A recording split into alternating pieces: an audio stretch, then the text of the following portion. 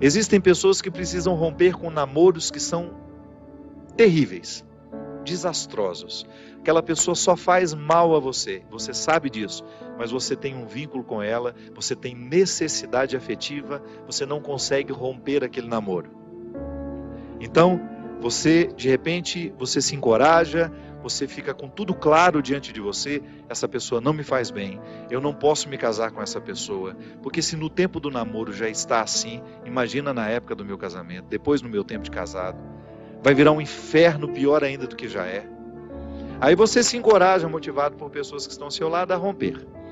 Aí é terrível no dia que você rompe. O sofrimento é cruel dentro de você. Parece que você nunca mais vai se recuperar, que você só pensa naquela pessoa. Por quê? Porque apesar dela te fazer tão mal, você tem um vínculo doentio com ela, de dependência afetiva. Você sabe que ela te faz mal, mas você não sabe viver sem ela. Aí você começa a dar passos. A primeira semana é horrível. Você sofre, você chora, você não pode ouvir a música, você não pode sentir o cheiro, você não pode ver aquele pedacinho de não sei o que ele esqueceu lá na sua casa, que tudo aquilo é terrível. Mas de repente você começa a dar passos de libertação. É como se você estivesse andando na direção de uma terra que só vai te fazer bem. E um mês depois aquele sofrimento ficou melhor, 2 meses depois aquele sofrimento melhor, e de repente você não está nem mais lembrando. Claro que ainda existe ali um vínculo silencioso sendo desarmado, porque a dependência afetiva, ela não morre da noite para o dia. A gente precisa, é como se você fosse sufocando uma célula cancerosa com o processo da quimioterapia, sabe? Que você vai retirando a vida da célula cancerosa, que é a célula que nos mata. Aí digamos que 3 meses depois, você encontra de novo com aquela pessoa e você tem aquela famosa recaída. Aí pronto. O castelo que você estava construindo, o chão que você tinha andado, que tinha sido tão difícil, você joga fora e você volta para o Egito, você volta para a escravidão. Você faz o mesmo que os companheiros de Moisés queriam fazer, voltar a comer a cebola, voltar a comer o alimento podre, estragado. Aí você reata aquele relacionamento, porque ele é doentio e você não cuidou da devida distância que você deveria manter. Porque quando você tem essa dependência afetiva, você tem que estabelecer a distância, porque senão você não se cura. Você tem que parar de querer saber da vida daquela pessoa, porque senão você não se cura. Você precisa parar de ficar fuçando o Facebook dela, porque senão você não se cura. Você precisa parar de ficar investigando a vida. Onde que ela foi? O que ela está? Você tem que cessar todos os pontos que podem lhe fazer querer voltar para o Egito. Porque senão você nunca vai se libertar. Aí 3 meses depois você está bela e formosa já, matando a célula cancerígena, você vai dar mais uns beijos na boca, volta àquela dependência horrorosa e o inferno retorna na sua vida. Na sua primeira semana é até bom que está tudo voltando.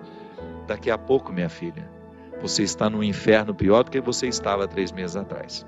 É assim. Quando a gente não sabe viver o desconforto que nos edifica, a gente se boicota o tempo todo. É como parar de beber, é como parar de fumar. Você fica sem fumar 1 ano e você comemora porque você parou de jogar aquela toxina cancerígena no seu organismo. E de repente você vai lá e acende um cigarro de bobeira e aquele vício volta como se fosse um monstro capaz de te comer inteiro. Pronto. Todo aquele sacrifício que você fez dos primeiros dias sem fumar vão para o saco. Por quê? Todo aquele sacrifício vai para o saco. Por quê? Porque você não foi capaz de viver o desconforto de renunciar.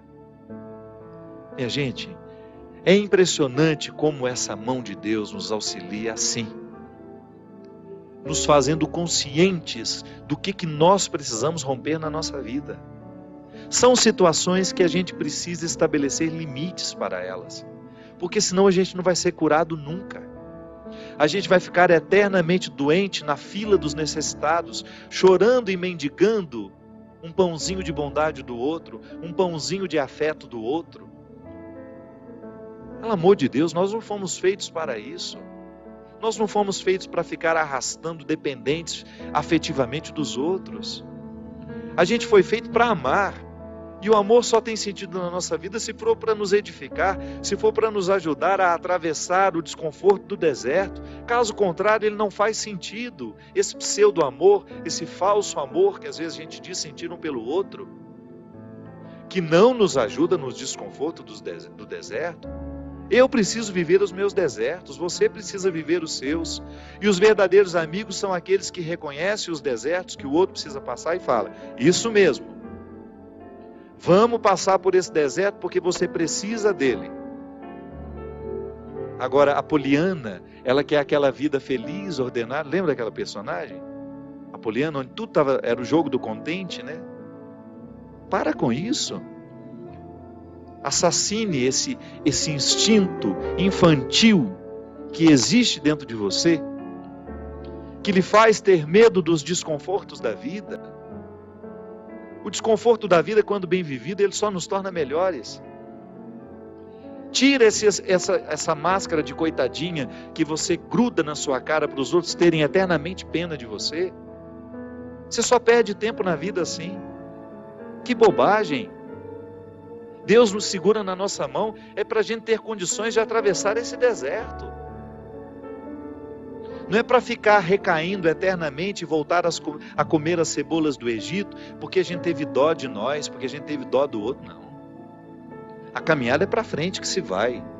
E chega um momento quando Moisés chega diante de Deus e fala: agora você resolve essa situação, porque eu não sei mais o que fazer. Já construíram um bezerro de ouro no meio do caminho, já arrumaram confusão, já estão adorando até outras situações, então nem lembrando que o Senhor existe. Eles só não voltam porque está longe demais. Mas retornam de outra maneira. Não retornam na geografia. Sabe? Eles não voltam geograficamente porque estava longe já do Egito. Eles morreriam no meio do caminho. Mas não voltavam geograficamente, mas voltavam afetivamente. Porque às vezes a gente já ultrapassou o território da nossa escravidão físico. Eu já saí da cadeia, mas a cadeia não saiu de mim. É assim que funciona. Eu já dei os passos na direção da minha liberdade, mas eu não fiz a conquista da minha liberdade. Eu não decretei a conquista da minha liberdade.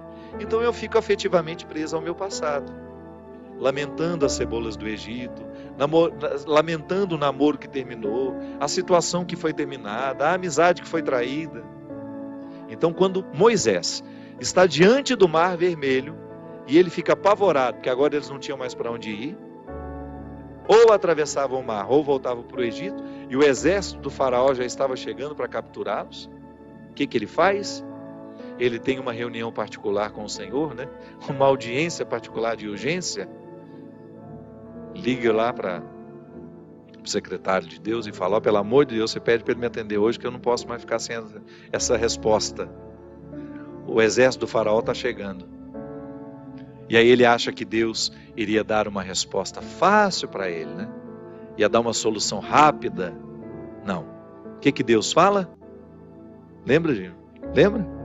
Corre, né? Entra nessa água. Olha que frase forte. Diga ao povo que caminhe. Eu não vou fazer por vocês o que só vocês podem fazer. Eu vou dar todas as graças para que o milagre aconteça. Eu vou fortalecer a coragem de vocês, mas se não colocar o pé na água, se não desafiar este mar, ele não se abre. E foi o que o povo fez. Moisés à frente, certamente, cheio de medo também, né? Ai, meu Pai de misericórdia, o que vai acontecer agora? Quando ele começou a entrar, a colocar os pés na água, Deus faz a sua parte. Minha gente, a nós nem importa se isso aconteceu dessa maneira mesmo. A nós interessa é o fato de que Deus faz diariamente isso na nossa vida. Sempre que eu me encorajo a vencer os mares que me desafiam, eu estou exercendo o cuidado de Deus na minha vida. Sempre que eu me encorajo a colocar o pé no mar que me ameaça, eu estou cumprindo a parte da promessa de que Ele estará sempre ao meu lado. Você faz a mesma coisa. Sempre que você desafia os seus mares, sempre que você enfrenta os seus desconfortos, quando você não tem medo do desconforto que lhe chega, quando você olha para ele de frente, você fala: e agora? O que é que nós vamos fazer a partir desse momento? O que você me traz de bom? O que você está me desafiando? Eu vou aqui recrutar as minhas melhores partes, porque só isso me interessa. Se o desconforto me chega, eu preciso atravessar esse deserto para poder alcançar essa parte da terra prometida que me espera. É assim que funciona. Não há uma fórmula mágica para a vida. Ainda que a gente não acreditasse em Deus, nós teríamos de viver os desconfortos que nos fazem crescer. Ainda quem não crê em Deus precisa enfrentar os desconfortos de sua história, de sua existência. Agora é claro que quando a gente acredita em Deus, quando nós acreditamos de que existe alguém superior a nós, nos capacitando para a gente fazer a travessia, um conforto a mais nos é oferecido. Por isso, baseados na experiência deste conforto que eu já fiz, que você já fez, em muitos momentos, quando essa mão de Deus cuidou de nós, e que a gente dá continuidade ao processo de caminhada, de enfrentamento. É enfrentamento, a palavra é essa. Se a gente não vive os enfrentamentos diários dos nossos desertos, dos nossos conflitos, dos nossos medos, a gente nunca vai chegar ao conhecimento da terra que Ele nos preparou.